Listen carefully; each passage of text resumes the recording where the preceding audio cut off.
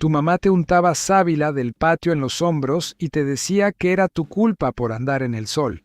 Tu papá ya estaba dormido en la hamaca con el radio de pilas prendido antes de que terminara la primera entrada del béisbol. Y tú, a medianoche, acostado encima de la sábana con todas las ventanas abiertas, esperando a que por fin bajara el calor.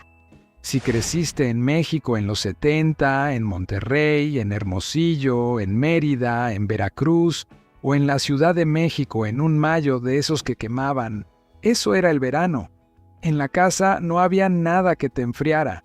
El aire acondicionado era de los bancos y de los cines. El ventilador, si había, era uno para toda la familia. Se aguantaba con lo que se te ocurriera. Aquí van 13 cosas que las familias mexicanas hacían para pasar el calor. Se te han olvidado la mitad, pero en cuanto las nombre van a regresar. 1. Regar la banqueta y cerrar la casa. Lo primero que hacía tu mamá en la mañana, antes del café, antes de nada, era regar la banqueta, el patio de tierra, la entrada de la cochera, con la manguera o con la cubeta, echando el agua en abanico para que se asentara el polvo y refrescara. Toda la cuadra olía a tierra mojada a las 7 de la mañana. Después iba de cuarto en cuarto cerrando cortinas, y las ventanas que daban al sol se tapaban antes de las 9. Y aquí está lo que casi nadie recuerda. Durante el día no se abrían las ventanas. El aire de afuera estaba más caliente que el de adentro, así que la casa se cerraba completa, todo oscuro, todo quieto. Algunas familias pegaban cartón o papel aluminio en los vidrios. Se veía raro desde la calle, pero funcionaba.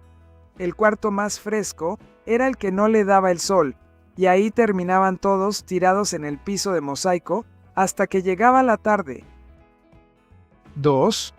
El coche con asientos de vinil, y luego estaba el coche.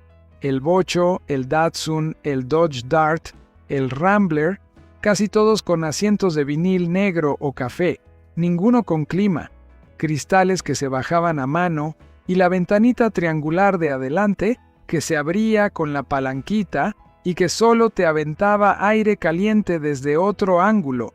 Un coche que había estado 1 hora al sol tenía asientos que no se podían tocar. El volante quemaba, así que se manejaba con las puntas de los dedos las primeras cuadras. Los niños en shorts se bajaban despacio, sabiendo lo que venía. El calor pasaba directo a la parte de atrás de las piernas, y en segundos estabas pegado. La hebilla del cinturón, si es que había, te dejaba marca, y despegarte al bajarte era como quitarte una curita del tamaño de la pierna entera. El coche olía a plástico caliente y a lo que fumaba tu papá horneado en cada superficie. Y a nadie se le ocurrió nunca que los asientos podían ser de otra cosa. 3. El trapo mojado y la cubeta. Adentro, tu mamá tenía su sistema. Un trapo mojado en la llave, exprimido y metido al refrigerador 10 minutos. Te lo ponía en la nuca o en la frente mientras estabas tirado en el sillón. Duraba fresco 4 minutos y de regreso al refri. Así toda la tarde. Y estaba la cubeta con agua en el piso de la cocina, con los pies metidos mientras ella planchaba. No costaba nada y funcionaba tan bien como cualquier otra cosa. 4. La olla de barro y el hielo en barra. El agua no se tomaba de la llave, se tomaba de la olla de barro. Un cántaro panzón en la esquina de la cocina, o el botellón de barro con la jícara colgada, que sudaba por fuera y por eso el agua adentro se mantenía fría sin hielo. Sabía a tierra y era el sabor del agua. Y para el hielo de verdad había que esperar el camión de la hielería o ir por él. Una barra grande envuelta en costal que se ponía en la tina de lámina y se picaba con el picahielo, ese punzón de madera que hoy no le darías a nadie. El sobrante se guardaba envuelto en periódico y aserrín para que durara hasta la noche. Con eso se llenaba el vitrolero de agua de Jamaica, de horchata, de limón con chía y se ponía en la mesa a las 2 de la tarde, sudando igual que todos. 5. La campanita de las paletas. Entonces la oías, 3 cuadras antes, acercándose, la campanita del carrito de las paletas. Paletas de agua de limón, de tamarindo con chile, de grosella, la de mango que te dejaba los labios anaranjados, y las de leche, de nuez o de vainilla, para el que traía más. Una paleta de agua costaba alrededor de $1 a mediados de la década, viejos pesos, y con eso alcanzaba. Después estaba el señor de los raspados con la barra de hielo bajo un trapo húmedo, raspándola a mano y bañando el hielo con jarabe rojo de un frasco, y en la casa los bolis. Agua de sabor congelada en bolsitas de plástico anudadas, mordiendo la esquina y chupando hasta que solo quedaba hielo sin sabor. Todos escurrían por los dedos, por la muñeca, a la camiseta, antes de la tercera mordida. Una paleta en los 70 no se comía, se le ganaba. 6. La alberquita de plástico y la manguera. En el patio, si la familia tenía uno, estaba la alberquita de plástico comprada en el mercado o en el Gigante, la de 1,5 metros, con las orillas infladas a puro pulmón hasta ver estrellitas. El agua de la manguera salía helada al principio. Cada niño gritaba al entrar y después no quería salir. A las 2 de la tarde ya estaba tibia. A las 4 flotaban hojas del árbol, una avispa daba vueltas y alguien se había recargado en la orilla y tirado la mitad al piso. El pasto de abajo amanecía amarillo una semana después en un círculo perfecto. Y si no había alberquita, estaba la tina de lámina o de plano la manguera sola. Los niños de la cuadra en calzones, en la banqueta, turnándose para que les echaran el chorro. 7. Caldo caliente a las 3 de la tarde. A la hora de la comida no se prendía el horno. Nadie iba a hornear nada en mayo. Pero aquí viene lo que no tiene lógica. Sí se comía caldo, caliente, caldo de pollo con verdura o de res, con su chile picado, a las 3 de la tarde con el sol partiendo la calle. La explicación pasaba de abuelas a mamás sin que nadie la cuestionara. El caldo te hace sudar y el sudor te refresca. Y sí, se sudaba. Al lado, siempre, un plato de sandía fría, pepino con chile y limón, o el jitomate rebanado con sal, y la puerta de la cocina abierta de par en par para que corriera lo que se pudiera. 8. La alberca pública y el balneario. Para las familias sin patio, en las vecindades y en los departamentos, había a dónde ir. La alberca pública. La del deportivo, la del IMSS, la de la unidad.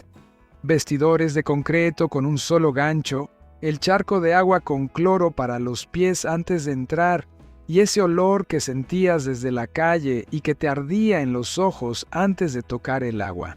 Sesiones por horario, gorra obligatoria, cuota de unos cuantos pesos. Y para el que podía ir más lejos, el balneario. Huastepec, agua hedionda, las estacas, o el río más cercano a tu pueblo con la hielera, el pollo frito envuelto en aluminio y las tortillas en la servilleta. El agua venía del manantial y estaba helada aunque hiciera 40 grados. Salías temblando en pleno agosto y ese era todo el chiste. 9. La sábila para las quemaduras. Cuando el sol te agarraba y siempre te agarraba, el remedio estaba en el patio, no en la farmacia. La sábila. Se cortaba una penca, se abría con el cuchillo y tu mamá te embarraba la baba fría en los hombros rojos, en la nuca, en la espalda pelada. Se secaba tirante y pegajosa.